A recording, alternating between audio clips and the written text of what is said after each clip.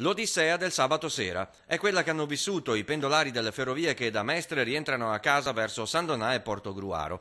Dopo le 23 i treni sono ormai abitualmente sostituiti dagli autobus.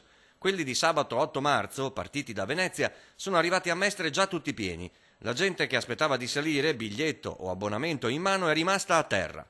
I più fortunati si sono fatti venire a prendere, gli altri hanno passato la notte in stazione, nei bar o sulle panchine o a camminare in giro per Mestre per riscaldarsi. Una cosa vergognosa, non si può lasciare a terra gente che va al lavoro e che finisce verso mezzanotte di sera, non si può andare avanti in questa maniera. Chi ha sbagliato deve rendersi conto che questo sistema non può andare molto a lungo, siamo arcistufi. Sabato sera il primo pullman diretto a San Donà a Portogruaro era da soli 25 posti, il secondo da 50 è arrivato a Mestre già pieno. L'autista non ha accettato di trasportare gente in piedi e ha detto che sarebbe arrivato un altro autobus di rinforzo che però non si è mai visto. I pullman che hanno istituito attualmente la Regione Veneto e Trenitalia non potranno mai rimpiazzare i treni che avevamo prima, mai e mai.